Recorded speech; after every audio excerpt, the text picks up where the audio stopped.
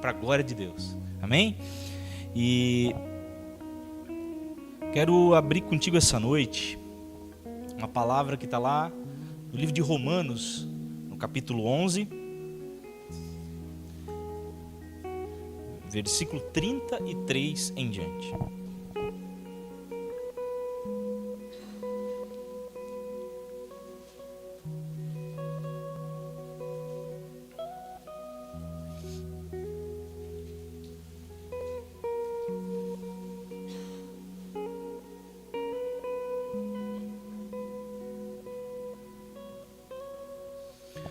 Glória a Deus. Vamos lá. Romanos 11, 33. Diz assim: ó profundidade da riqueza, da sabedoria e do conhecimento de Deus. Quão insondáveis são os seus juízos e inescrutáveis os seus caminhos. Quem conheceu a mente do Senhor? Ou quem tem sido o seu conselheiro? Quem primeiro lhe deu para que ele lhe recompense? Pois dele, por ele e para ele são todas as coisas, e a ele seja a glória pelos séculos. Amém. Amém, querido?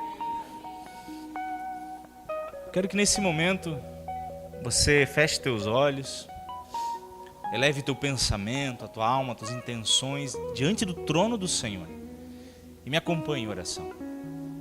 Pai, em nome de Jesus, eu quero te agradecer, Pai, primeiramente, por essa reunião e por cada vida que aqui está, Pai. Cada alma dessa teve um preço altíssimo na cruz do Calvário. Mas é Tu que resgatou, Tu que atraiu, Tu que chamou para esse ambiente essa noite. E eu tenho certeza, Senhor, que Tu vai dar a nutrição, o alimento necessário, a palavra necessária para cada um, Pai. Nós nesse momento, Pai, pedimos o derramar da Tua presença gloriosa, Pai. Nós pedimos, Pai, coloque Teus anjos nesse lugar, Pai. Nós repreendemos aqui toda atividade maligna, toda ação do inimigo em vidas, mentes e corações. Nós repreendemos, nós amarramos em nome de Jesus. Amém, querido? Glória a Deus. Vamos lá. Esse trecho que nós acabamos de ler, ele é um trecho que está lá no livro de Romanos. E quem é que sabe que Romanos ele foi escrito por Paulo, né? Como grande parte das cartas. Se você vai pegar todas as cartas que estão juntas aqui, Romanos, Colossenses, Efésios, Filipenses, Gálatas, todo esse grupo de cartas, até Filemão, todas elas foram escritas por Paulo. São as cartas paulinas na Bíblia. E é interessante, querido, que aqui Paulo, ele escreve inspirado pelo Espírito Santo. Toda a palavra de Deus, primeiramente, é algo que a gente precisa entender. As pessoas dizem, pastor, mas a Bíblia ela foi escrita por homens. Ela foi escrita por homens. Então como é que eu sei que ela tem validade? Sim, querido, foram homens que foram inspirados pelo Espírito Santo de Deus.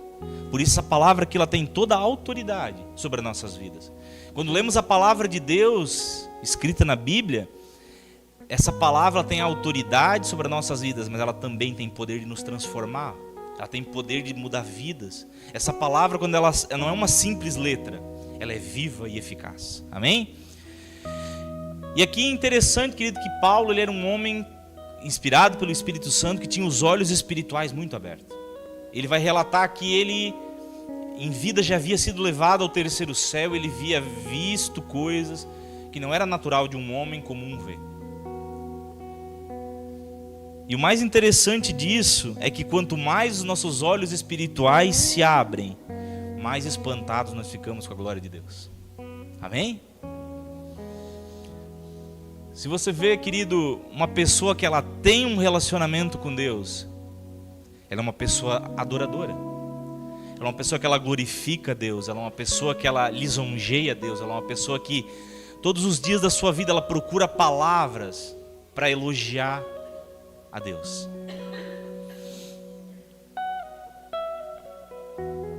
Paulo, então, ele escrevendo aqui, ele chega nesse lugar aqui, que algumas Bíblias vão estar como título doxologia, né?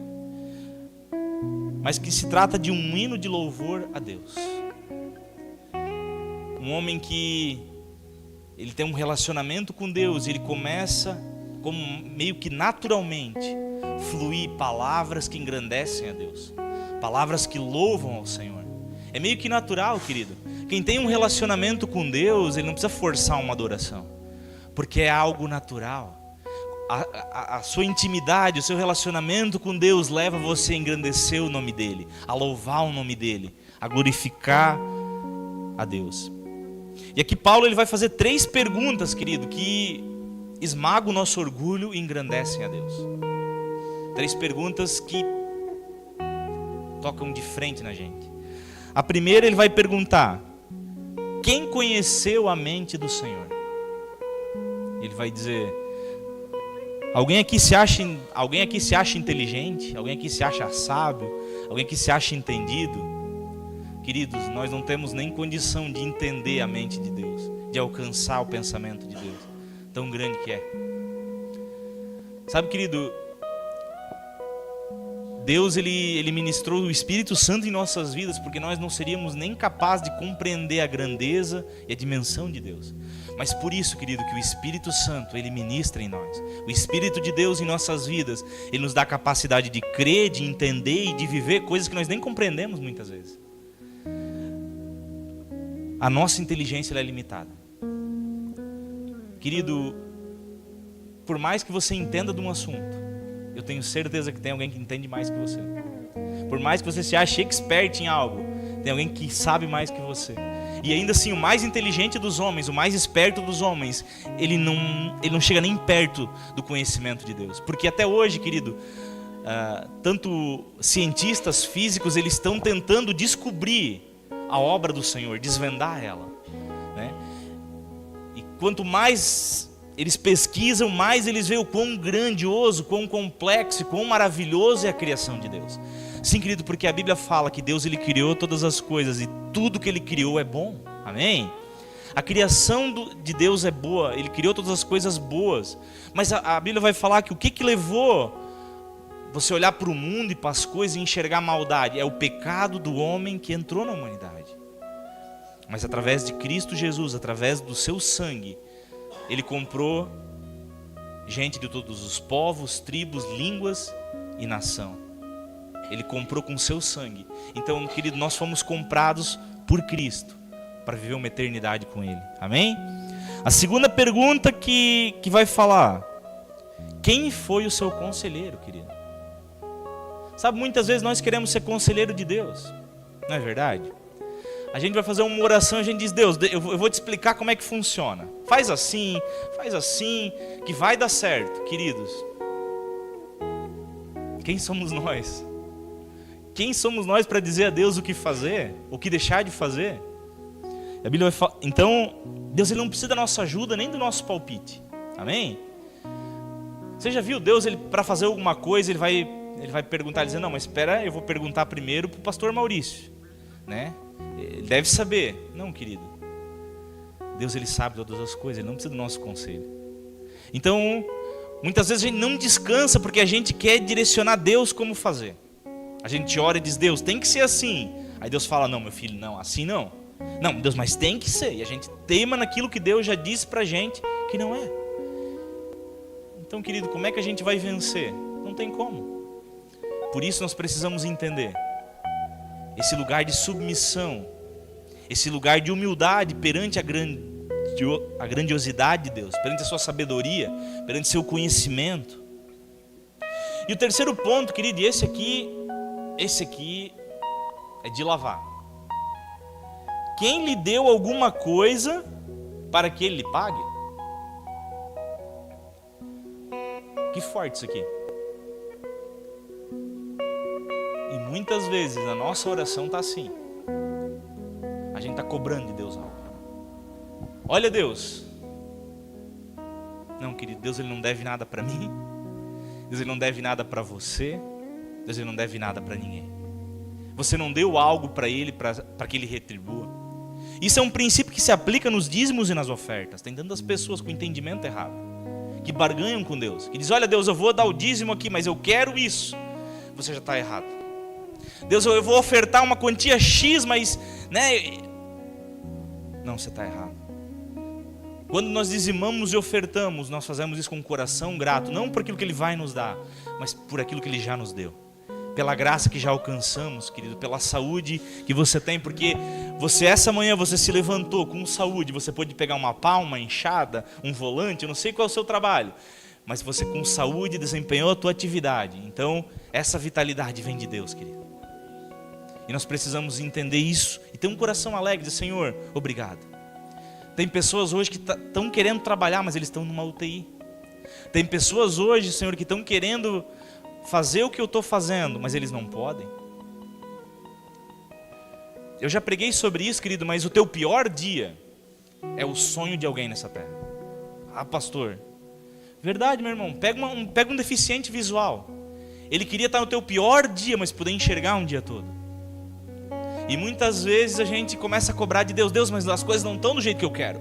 Sabe, Deus, querido, nunca vai estar do jeito que eu quero, nunca vai estar do jeito que você quer, mas deixa eu te falar algo, é muito mais do que nós merecemos. Ai, pastor, meu irmão, nós temos muito mais do que nós merecemos. Não é do jeito que eu quero. Eu planejei esse ano fazer uma safra X, deu Y, eu planejei vender X, deu Y e eu me sinto injustiçado. Não, querido, não. A gente vai ver em países como lá na África, lá é rico quem come, tem determinados países que é rico quem come 3 vezes por dia.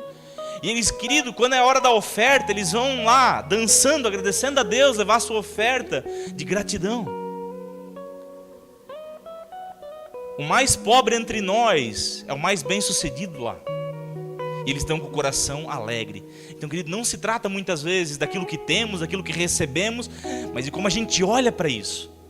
E Paulo, como ele tinha o olho espiritual muito aberto, ele enxergava a grandiosidade de Deus, ele enxergava as dádivas de Deus, ele enxergava um Deus generoso, querido, que todos os dias a sua misericórdia se renovava sobre a vida dele. Ele conseguia enxergar isso.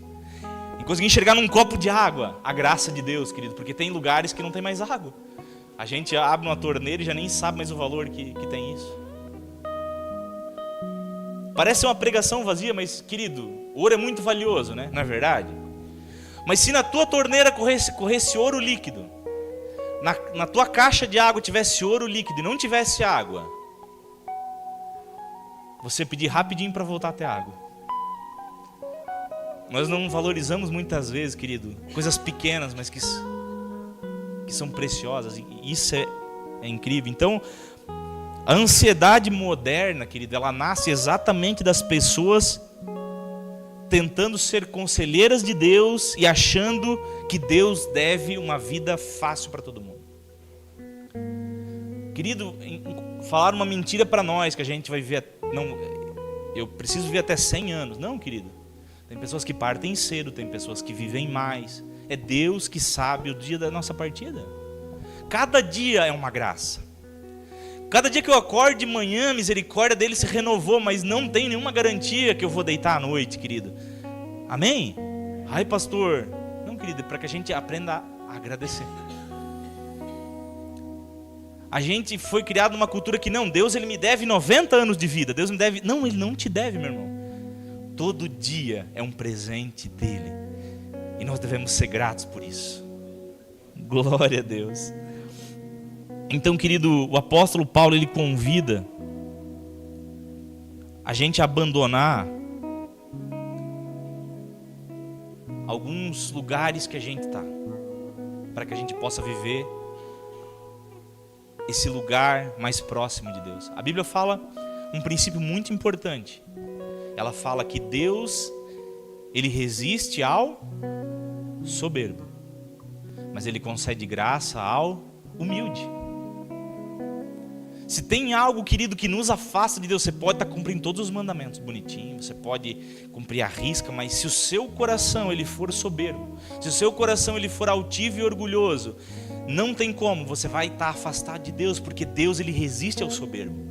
Mas se você for uma pessoa humilde, querido, uma pessoa grata, uma pessoa alegre com as coisas que Deus tem te dado, tenha certeza, querido, que Deus está próximo de você.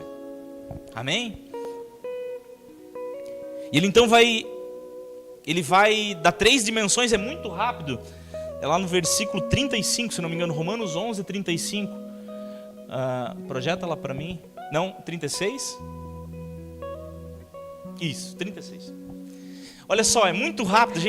Talvez a gente lê a Bíblia e passa, numa leitura rápida passa. Ele aqui dá 3 dimensões da nossa vida com Deus. Pois dele, que vai falar de origem, de onde veio. Por ele, vai falar de processos. E para ele, vai falar de destino. Então, nós vamos entender, querido, que a nossa origem, ela veio de Deus. Amém? Você crê nisso? Pastor, eu vim de um acidente. Não, você não veio, querido. Deus, ele te planejou. Cada detalhe seu, ele planejou. Meu nariz meio tortinho, ele planejou. Tudo nos mínimos detalhes, ele planejou. Então, querido, tudo que Deus planeja, o seu plano é perfeito. Tudo que Deus faz, ele faz com um propósito. Amém? Se a gente pegar, isso aqui tem um propósito. Quem fez essa garrafa, o propósito era que fosse água, um líquido dentro dela. Amém? É o propósito original dela. E você, querido, Deus ele tem um propósito original para a tua vida. Antes de você nascer, então o pastor Deus, ele uns 5 anos, 10 anos antes de eu nascer, ele planejou. Não, querido, aí que eu digo, vai entender Deus. Antes da fundação do mundo, antes de Deus lançar os alicerces do mundo, ele olhou para ti, ele te amou e planejou a tua existência, querido. Então você não é um pingo de nada. E isso que muitas pessoas querem dizer pra gente, olha, você é um pingo de nada. Não, você não é, querido. Deus, ele planejou. Ele tem planos, ele tem um propósito para a tua vida. Só que, querido, isso aqui, o propósito é esse, né? Amém? Mas uma garrafa dessa cheia d'água, se eu fechar ela e dar na cabeça de alguém, né? Ela cumpriu o propósito que eu queria, era machucar alguém. Mas é o propósito original dela? Não. O propósito original dela é levar água. Então, querido, quantas pessoas hoje não estão andando no propósito original? Deus, ele te pensou, ele te planejou, mas você está andando totalmente fora do propósito no qual ele te colocou nessa terra, querido. Então a Bíblia vai falar, por ele, a origem, Deus planejou, Deus arquitetou, Deus, ele lançou. Então, queridos, o que a gente vê hoje? A gente vê hoje uma sociedade europeia, né? Temos até o pastor, né, que é missionário, né? Amém? Se coloca de pé, meu irmão. É lá de Londres, né? Amém? Está aqui com o pastor o Neto, né? Tranquilo, Neto, amém? Ele pode dizer melhor para nós. Ele está lá fazendo missões, cuidando de pessoas na Europa. E lá você vê, querido, um ateísmo entrando. Pessoas deixando de acreditar em Deus muitas vezes. E quando um homem deixa de acreditar em Deus, ele não passa a não acreditar em nada. Ele passa a acreditar em qualquer coisa. Eu não acredito no ateísmo, querido. No lugar de Deus, ele vai colocar um ídolo no seu coração. Qualquer coisa que ele possa se apegar. E você vê nunca na história da humanidade, querido, tivemos tanto problema relacionado à alma. Pessoas com a alma quebrada. Pessoas que não têm mais vontade de prosseguir. Pessoas que não enxergam mais sentido para a sua vida. Isso aí, querido, é um reflexo muito direto de um abandono sistemático de Deus, querido. porque Deus é a força que dá sentido à nossa vida. Quando nós abandonamos a Deus, querido, esse é o resultado. Daqui a pouco a tua vida está sem sentido. E a Bíblia vai falar sobre isso. Ela vai falar para o jovem: busca o Senhor nos dias da tua mocidade, para que não venham dias em que tu diga, não tenho prazer neles. Hoje vemos uma sociedade que diz assim: olha, eu vou buscar Deus quando eu tiver 60 anos, 70 anos. Não vai, querido, porque Deus te chamou hoje para buscar Deus. Deus, Ele disse: hoje é o dia de você ir ao meu encontro. Não deixe para amanhã, querido, porque amanhã pode ser tarde. Mas hoje, querido, hoje, nesse dia, o Espírito Santo está falando com o teu coração. Ele está se revelando através dessa palavra. Abra teu coração, permita que Ele entre e que Ele transforme o que Ele precisa transformar na tua vida. E o homem, querido, então, e você pode ver o homem que ele não acredita em Deus, ele acredita em qualquer coisa, ele passa a acreditar demais em si mesmo. Ele acha que ele pode resolver, que ele é bom, e nós não somos bons, querido. Eu por 19 anos ali da minha vida eu andei do meu jeito e foi só ladeira abaixo, só ruína. Aí eu encontrei Jesus e a partir dali, fazem também 19 anos, eu tenho 38. E a partir dali, querido, eu enfrentei luta, dificuldade, eu errei, eu tropecei, eu fiz o que não devia também, mas eu sabia para onde voltar, eu sabia em quem eu ia ao encontro, e Deus sempre estava com a mão estendida, me acolhendo, me guardando, me direcionando e me alinhando. Então, queridos, ter uma vida com Deus é muito poderoso.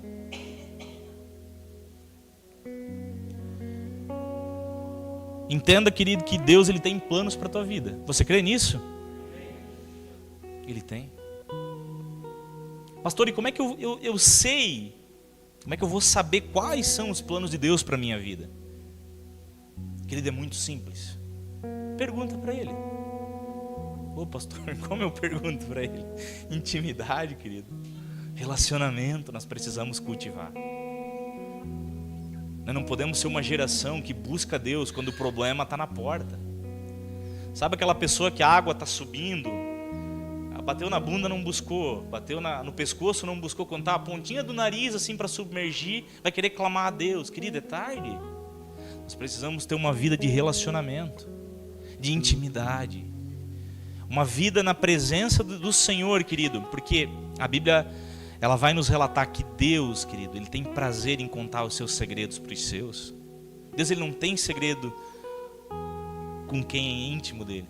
Ele fez isso com Abraão. Ele disse: olha, eu vou destruir Sodoma e Gomorra, mas por acaso eu vou esconder algo do meu amigo Abraão? De modo nenhum. Então ele vai lá e começa a contar para Abraão, e Abraão começa a interceder por aquelas cidades. Querido, você quer saber o que? Porque a gente é muito acostumado, a gente abre a Bíblia e sabe onde Deus esteve. Olha, Ele esteve lá no Mar Vermelho, Ele abriu o Mar Vermelho.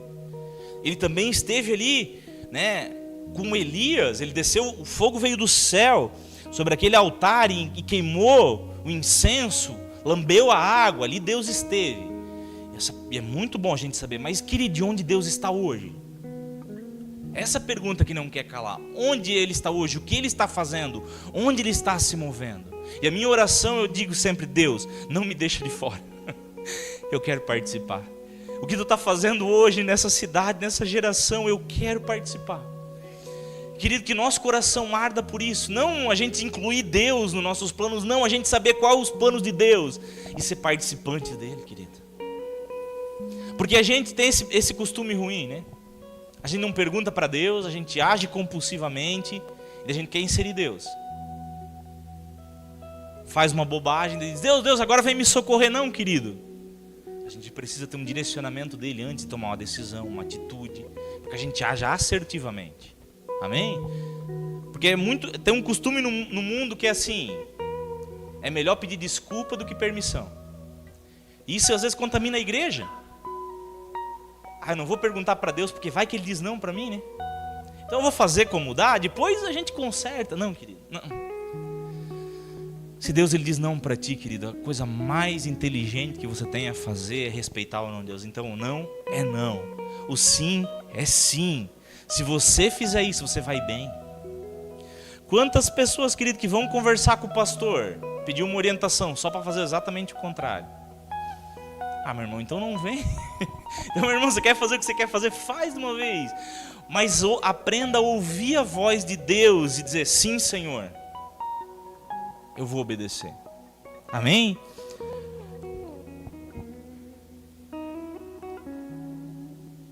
A nossa paz, ela começa quando nós reconhecemos a fonte. E a fonte é Deus. Amém? E essa fonte, ela não seca. É uma fonte inesgotável. Isso é maravilhoso porque não importa em que situação você esteja. Talvez tem pessoas aqui essa noite que estão alegres. As coisas estão dando certo. Tem pessoas aqui que estão, né, por um fio de linha, de chutar tudo, pelas circunstâncias, pelas coisas que têm acontecido. Mas tanto para um quanto para o outro, a fonte sobre a tua vida, ela é uma fonte inesgotável. Amém? Você crê? Há uma fonte jorrando, uma fonte de águas vivas. Amém? E Jesus, onde quer que ele passava, querido, ele transformava ambientes, ele transformava pessoas. Pessoas que entraram em contato com Jesus, elas nunca mais foram as mesmas. E deixa eu te falar, quando Jesus ele entra na tua vida, quando ele entra na minha vida, há uma transformação acontecendo. Nós somos transformados, as coisas são transformadas. Amém? O segundo ponto que a gente vai entender é o por meio dele. Amém? Primeiramente, é a origem, é dele. Agora, por meio dele, que é o processo. Então, Deus, ele é um Deus que ele trabalha com processos em nossas vidas. Processos esses que muitas vezes são doloridos, mas que são necessários. Davi, ele falou, foi bom eu ter sido afligido. Isso parece uma loucura, né? Mas muitas vezes, querido, é bom ser afligido, porque o processo que gera é poderoso. Deixa eu ler uma frase aqui, ó. Deus, ele sussurra a nós em nossos prazeres. Ele fala na nossa consciência, mas ele grita nas nossas dores. Amém? É um megafone para despertar um surdo. Querido, eu não sou um pastor que eu oro para vir em luta, mas as lutas muitas vezes são necessárias em nossa vida. Elas servem para a gente acordar. Quantas pessoas que elas só vão dobrar o joelho quando as coisas não estão bem? Porque se elas estão bem, elas vão esquecer de Deus. Quantas pessoas só lembram de Deus num leito de hospital, elas fazem promessa, diz Deus agora sim. Ei, agora se eu levantar, Deus, eu vou ser o crente mais crente que tem. Eu vou ler a tua Bíblia toda, eu vou pregar para as pessoas, eu vou falar do teu amor, eu vou ser o primeiro a estar na igreja, querido. Quando a pessoa ela melhora, que ela sai do hospital, ela não lembra mais de Deus. Ela só estava querendo barganhar com Deus para ela sair daquela situação. Queridos, então, Deus ele trabalha por meio de processos. E muitas vezes parece o caos absoluto. Você olha para a coisa e diz, onde é que tem Deus aqui? Eu só vejo dor, eu só vejo bagunça, eu só vejo tristeza. Como é que pode ter Deus aqui? Aí é que a gente entra naquela parte. Quão insondáveis são os seus juízos. Quão inescrutáveis são os seus caminhos. Nós não compreendemos muitas vezes. Nós não compreendemos no momento, muitas vezes, o porquê das coisas acontecerem do jeito que elas acontecem. Talvez a gente vai levar 1 ano para compreender, 2 anos, lá no futuro a gente vai compreender. Talvez vai levar uma vida inteira para compreender. Talvez nós nem compreendamos até chegar na glória. Mas os caminhos do Senhor, querido, eles são inescrutáveis, não tem como a gente entender. Tem coisa que acontece na tua vida e você se pergunta, por quê? Era Jó dizendo por quê? Por quê? Por quê? Mas no final, querido, ele tem um encontro poderoso com Deus. Ele diz, antes eu ouvia falar de ti, mas agora os meus olhos te contemplam.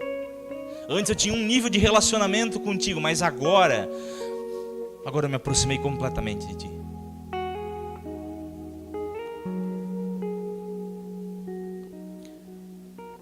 Muitas vezes, querido, Deus ele usa esse megafone para nos lembrar da sua presença. Muitas vezes deixa eu te falar algo. Quando é que a gente precisa gritar com alguém? Quando essa pessoa está longe. Amém? Vem cá, Júnior, ó, vem cá. Vou fazer uma suposição aqui. Quer ver? Entendeu o que eu disse? Vocês entenderam? E por que ele entendeu? Porque ele está perto de mim. Amém? Agora, para eu falar com o Célio lá, olha lá o Célio no fundo. Eu preciso, sem o microfone, eu preciso gritar. Amém? Obrigado, Júnior. E muitas vezes, querido, Deus é assim. Às vezes ele tem que usar um megafone, um microfone, porque nós já estamos tão longe que o sussurro a gente já não ouve mais. Perdemos a sensibilidade, perdemos o primeiro amor, perdemos aquele contato tão precioso, querido. Então, meu irmão, deixa eu te falar algo. Perca tudo na tua vida, mas não perca a presença. Não perca o relacionamento. Davi entendia isso. Davi, ele errou, e ele errou feio, ele pisou na bola. E o clamor dele, lá no Salmo 51, ele diz: tira tudo, mas não tira a tua presença. Não tires de mim o teu Santo Espírito. Renova um espírito reto dentro de mim. Sabe, queridos, e esse tem que ser o desejo do nosso coração. Um renovo da sensibilidade. Porque Deus, ele não parou de falar em nenhum momento nas nossas vidas, mas nós muitas vezes estamos longe para poder ouvir. O sussurro já não alcança mais os nossos ouvidos. E o Senhor te chama essa noite, meu irmão, minha irmã, para um lugar de proximidade. Para esse lugar do sussurro, para esse lugar Ele quer falar no pé do teu ouvido, meu irmão. Ele tem esse lugar para você, um lugar de intimidade. Glória a Deus. E o último ponto que ele vai falar nesse versículo, ele vai falar para ele, então está falando de um destino. Deus tem um propósito final para mim e para você. Amém? Querido, Deus, Ele não prometeu para mim, para ti conforto. Ele não prometeu para mim, para ti vida fácil. Se você me achar na Bíblia, você me mostra, mas não tem essa promessa. Agora Ele tem uma promessa para mim e para você, a vida eterna. Aleluia? Posso ouvir um amém aqui? Ele tem uma promessa de vida eterna para mim e para você. Querido, em breve vai acontecer. Ele virá buscar a sua igreja. Num grande alarido com um exército de anjos. A Bíblia fala do Oriente ao Ocidente, todo o olho verá. Até os que o transpassaram, querido, mas para uns ele virá como um ladrão. Porque o ladrão, ele não sabe que o ladrão vai vir. E quando ele viu já é tarde, ele já foi roubado. Quantas pessoas, a Bíblia fala que os últimos dias são dias como os de Noé. O povo faz o que quer, se dá em casamento, tanto faz, tanto fez, até que veio o dilúvio e inundou toda a terra. E esses dias são como os dias de Noé, querido. As pessoas fazem o que elas querem, bobagem. 2000 anos se passou, não, querido. Jesus, ele voltará a buscar a sua igreja. Mas que eu e você, nós possamos ser as virgens prudentes que guardaram azeite, que estão esperando, dizendo: Maranata, ora vem, Senhor Jesus. Você tem esperado a vinda dele, querido? Você tem aguardado a sua vinda todos os dias, porque ele em breve voltará. E deixa eu te falar, o nosso destino é esse. A natureza de um novo nascido, ela é uma natureza que difere de todos os demais. Você já não se sentiu assim um peixe fora d'água no ambiente de pessoas que não tinham aliança com Cristo? Por quê, querido? A sua natureza já não é mais essa natureza. Amém? É aquela história, é a história do um ovo de cisne no meio dos ovinhos de pato lá, né? Tem aquela história bonita. Mas ainda tem uma história ainda maior, que é o ovo do cisne no meio de um monte de ovo de galinha. E chocou aquela chocaiada toda. Aí um era feio, diferente. Não se encaixava no padrão deles. Mas só que daí de repente ele foi crescendo. Quando ele viu a água, ele não resistiu, se jogou na água. E ele percebeu que ele não era da natureza dos outros. Ele foi criado junto com eles, mas sua natureza era outra. E eu e você, querida, a nossa natureza não é a desse mundo. não é desse mundo caído, a nossa natureza é outra. Por isso, quando, querido, a gente vê o barulho das águas, quando nós vimos o nosso amado nos chamar, a gente não consegue resistir. A gente não consegue ficar naquele ambiente, a gente ouve a voz dele e vai ao encontro, porque é irresistível o nosso coração. E assim a palavra de Deus foi na minha e na tua vida. Um dia, querido, eu estava, né, no meio de coisas que não eram da minha natureza. Eu me sentia perdido lá no meio, mas quando eu ouvi a voz dele me chamando, foi irresistível. E Jesus, ele falou, lá no Evangelho de João, ele diz: quando eu for levantado entre os céus e a terra, eu atrairei todos até mim. Amém, queridos? Aí você pergunta: pastor, mas como todos, né? A cidade tem 6 mil habitantes, olha só, temos um seleto grupo.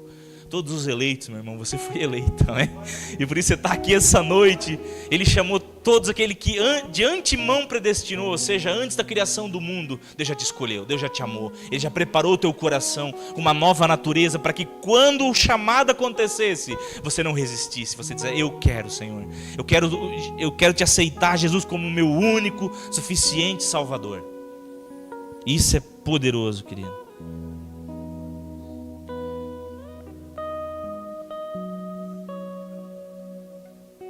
Então, meu irmão, Deus, ele não nos deve nada além da sua promessa.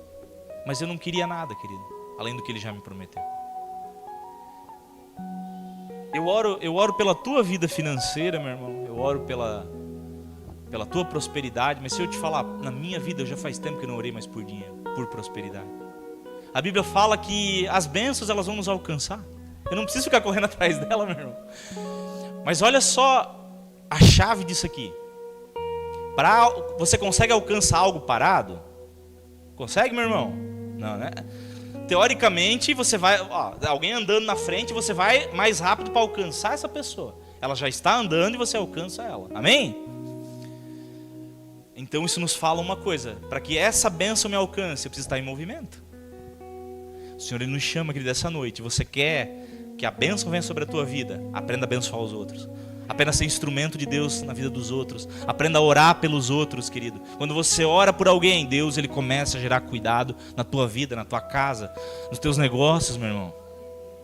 Sabe, a gente tá... E o pastor Bill me falou isso. Ele falou que 70% a 80% das orações da igreja, elas provêm de um medo. É um medo que gera uma necessidade e a pessoa vai orar.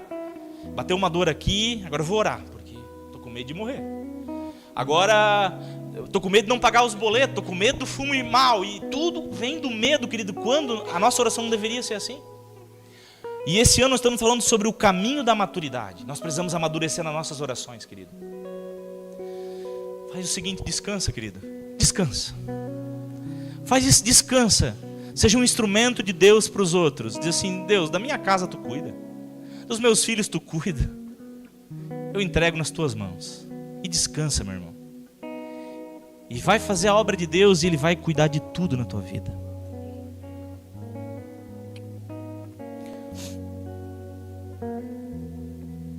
E a gente termina entendendo. Nas cartas de Paulo você vai ver várias e várias vezes essa doxologia. Pastor, que palavra difícil. Doxologia é a palavra do estudo da glória de Deus.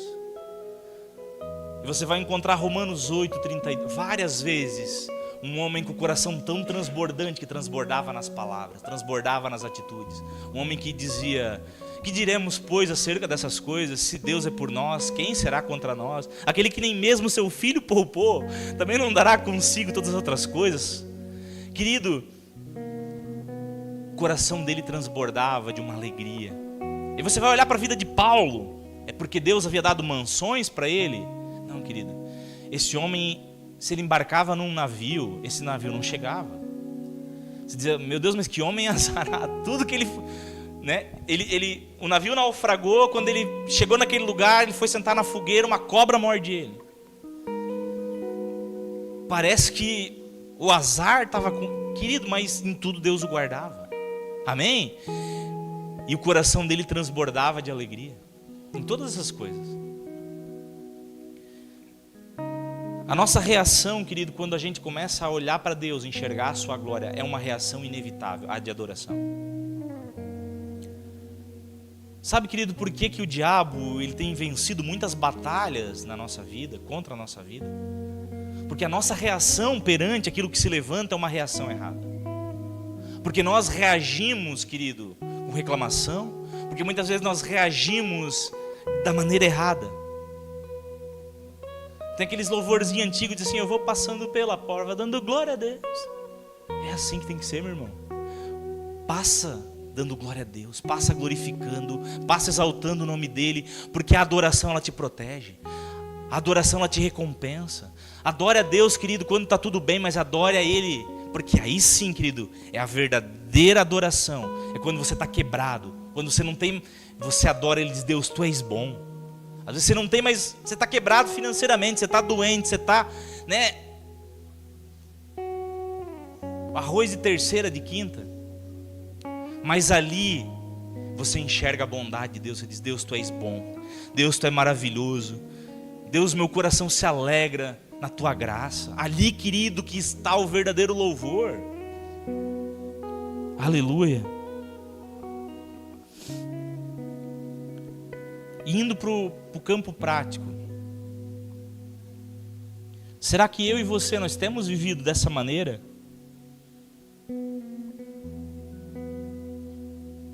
Dele, por Ele e para Ele? Será que nós temos entendido isso? Será que a nossa vida diária ela tem sido uma vida de nos aproximarmos de Deus? Será que o meu devocional diário ele tem sido um jardim secreto no qual eu vou lá com o meu amado e tem um momento de relacionamento? Ou tem sido uma obrigação? Olha, eu preciso fazer.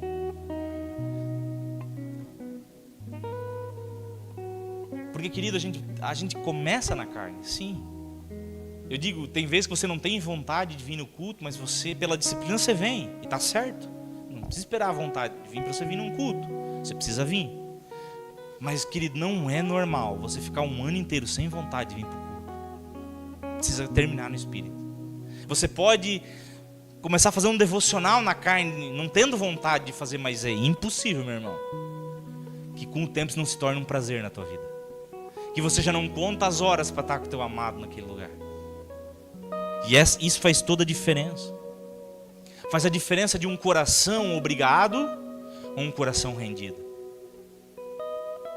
Porque, querido, sabe o que parece? Parece aquele casamento arranjado.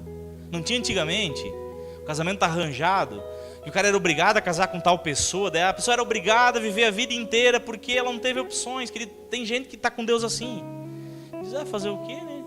Ou Deus ou o inferno, o que eu vou fazer? É um coração obrigado. Não, eu tenho que ir na igreja essa semana porque, já está ficando feio. Não, querido, não é a questão de ser feio ou de ser bonito, mas onde está o teu coração nisso? Onde está a alegria de servir o Senhor? Meu irmão, eu não quero só servir a Deus por protocolo, que Deus me afaste disso. Eu quero servir Ele com um coração alegre, com um sorriso no rosto, amando a sua presença, amando a comunhão com os irmãos, querido. É isso que eu quero. Então, que nós possamos, querido, entender que há um sustento da parte de Deus e tudo melhora quando a gente entende isso. Você aqui, todo mundo tem agenda, eu tenho certeza. Talvez você não tenha uma agenda, um caderninho, mas todo mundo tem agenda, todo mundo se programa. E eu quero te fazer uma pergunta. Essa noite, Deus, Ele está na tua agenda?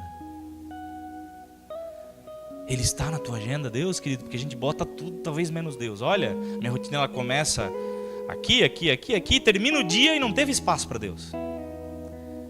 E daí a gente, querido, tem a ousadia de dizer que Deus é a nossa prioridade. Deus, Tu és a minha prioridade. Não, querido, nós estamos mentindo. Pastor, mas tu não sabe a minha rotina, tu não sabe a minha luta, tu não sabe o meu corre. Querido, se você corre, o irmão do lado também corre, de trás também corre, todo mundo corre. Não cola para mim isso. Não é só você que corre, querido, mas nós precisamos achar um lugar para Deus nesse tempo. Nós precisamos achar um lugar no qual o Senhor Ele cabe na nossa agenda, no nosso tempo. Porque o trabalho é uma bênção, é ou não é? É, querido. O trabalho dignifica o homem, mas se o meu trabalho, ele me afasta de Deus, ele já não é mais uma bênção. Ele começou a se tornar uma maldição na minha vida. Ui, pastor, que forte, é verdade.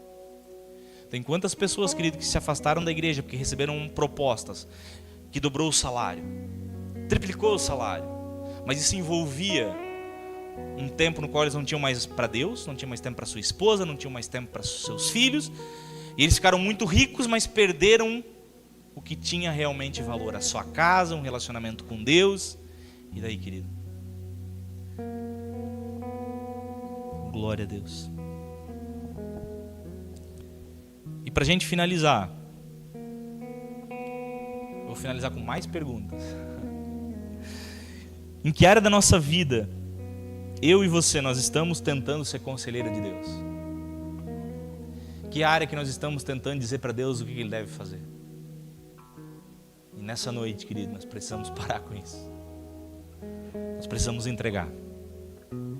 Deus, tem que ser assim. Não, querido, deixa Ele fazer. Talvez você tenha um familiar, um amigo que você quer que ele venha para Jesus e você já formatou. Não, tem que ser assim. Não, não tem que. Deixa Deus fazer, querido. Apresenta Ele para Deus. Todos os dias, apresenta. Deus vai fazer acontecer. Não é com a nossa força, não é com o nosso jeito. É Deus que vai fazer.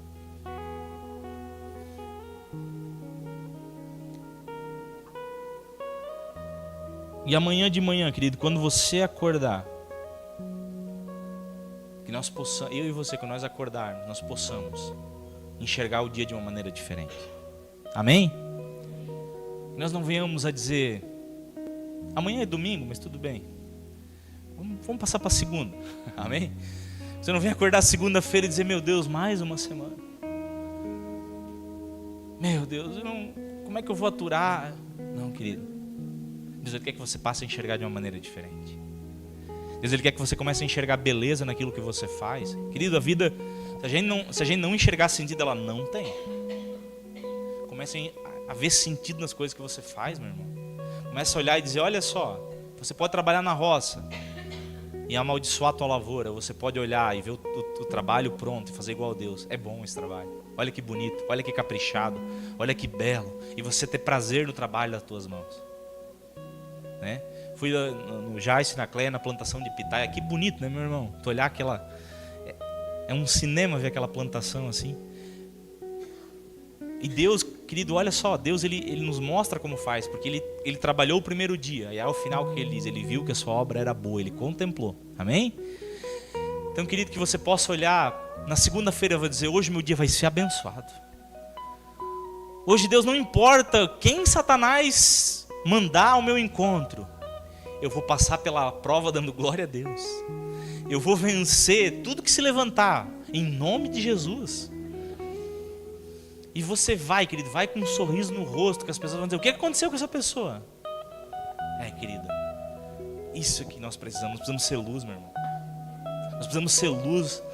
E muitas vezes nós estamos refletindo umas trevas. Eu falo por mim, querido, falo por mim também. Fazendo essa reforma aqui, quantas vezes eu desliguei o telefone, passou 2 minutos, tive que ligar de novo. Me perdoa, meu irmão, eu falei o que não devia. Querido. Mas sabe o que é o mais importante disso tudo? É o Espírito Santo em nosso coração, amém? A Bíblia fala, não se põe o sol sobre a vossa ira, amém? Você vai talvez ter uma semana boa, ou talvez você vai ter uma semana difícil, mas entenda uma coisa, Deus está no meio dela, amém?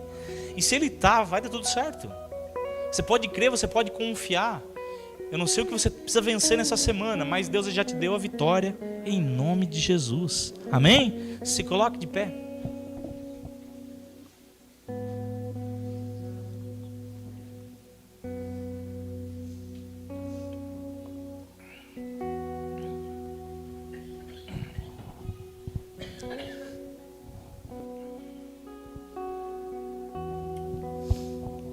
Deus, Ele quer nos levar essa noite a um lugar de descanso.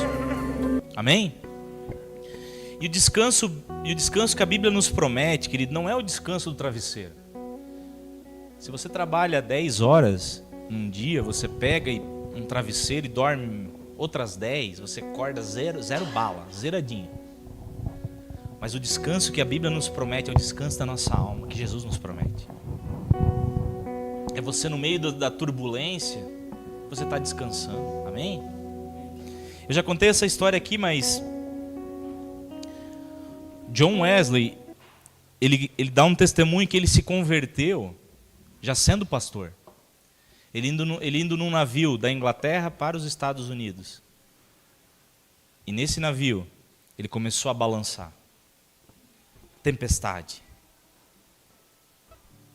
E ele temeu pela vida dele, ele começou a temer. E ele olha para um outro lado do navio, e ali está os morávios. Um povo muito piedoso, de um grande avivamento. E eles alegres, cantando hinos. E ele naquele momento ele se dá conta, eu preciso me converter. Porque eu não entrei ainda num lugar de descanso.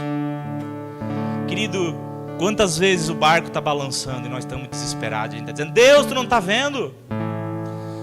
Igual os discípulos, né? Jesus está lá dormindo, ele não vai fazer nada. Querido, Deus, ele está no controle de tudo na tua vida. Deus, ele está vendo tudo que está se passando. Por mais caótico que possa parecer, Deus, ele continua no controle da tua vida, meu irmão. Confia no processo. Romanos 8, 28 fala: todas as coisas cooperam para o bem daqueles que amam a Deus. Quem é que ama a Deus? Então, meu irmão, tudo vai cooperar. A situação boa vai cooperar, a ruim também vai. A dificuldade vai cooperar. Confia no processo. É por meio dele. E quando estamos por meio dele, tudo vai acontecer. Eu quero te convidar nessa noite a fechar teus olhos. Baixa a tua cabeça, coloca a mão no seu coração, você que pode. E nós vamos orar pela tua vida. Pai querido, em nome de Jesus. Só tu sabe que cada vida tem passado, cada pessoa tem vivido, Pai.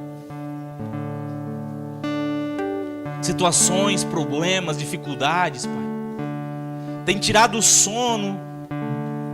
Muitas vezes tem gerado lágrimas na noite. Mas, Senhor, nós sabemos que Tu está no controle de tudo. Tu continua no barco, Jesus. E nós sabemos que o barco não vai afundar. Eu oro, Pai, por cada vida nessa noite. Nos conduza a um lugar de descanso essa noite, Pai. Nos conduza a um lugar no qual nós entendemos que estamos no processo. E que todas as coisas cooperam para o bem. Eu repreendo agora, Pai, toda ação do inimigo. Onde o demônio tem gerado dúvidas, tem gerado esfriamento. Eu declaro, Pai, um renovo sobre a vida dos teus filhos. Há uma unção de renovo nesse lugar. Eu declaro sobre a tua vida um renovo espiritual, querido. Eu declaro que a partir de hoje, Deus não precisa mais gritar no megafone. Ele vai falar no teu ouvido. Ele vai falar palavras bem ao pé do teu ouvido. E você vai ouvir e vai glorificar o nome dele. Ele vai dizer: meu filho, eu estou aqui. Meu filho, não te desespera, eu estou aqui. Receba, meu irmão, em nome de Jesus, receba uma palavra de afirmação sobre a tua vida. Receba uma palavra de descanso sobre a tua vida. Essa luta não é para te matar, meu irmão, é para te fortalecer. Entenda o processo. O Senhor, Ele vai te levantar, Ele vai te glorificar no tempo certo. Receba da parte de Deus uma unção de renovo sobre a tua vida essa noite, em nome de Jesus. Amém, querido? Glória a Deus. E se eu pudesse dar um conselho para a gente encerrar: não reaja conforme teus olhos estão vendo. Amém? Não reaja conforme teus sentimentos estão gritando. Amém? Reaja conforme a palavra de Deus. Isso é um segredo que muda tudo. Meu sentimento está dizendo para eu ir lá e devolver um tapa na cara. Não, mata ele. O que a palavra diz? A palavra diz: perdoa. Amém? Muitas vezes os nossos olhos estão dizendo assim, ó: agora veio a crise, agora eu vou falir. É o que os teus olhos estão vendo. Mas a palavra diz: eu sou abençoado, eu sou vencedor, e eu vou declarar a palavra sobre a minha vida. Querido, muitas vezes a gente erra com nossos filhos. A gente, pelo que a gente vê, a minha filha, que arteira, que foguete, que furacão, a gente erra, eu erro. A gente deveria profetizar sobre a vida deles. Então é uma benção. Tu é promessa, Tu é herança sobre a minha vida, querido, porque aquilo que a gente profetiza acontece. Amém? Então, querido, que daqui a partir de hoje, use a tua boca como um instrumento de Deus, não como um instrumento para o diabo, porque o diabo também pode usar a tua boca. Pedro era essa dicotomia. Uma hora ele dizia algo e Jesus dizia: para trás de mim, Satanás.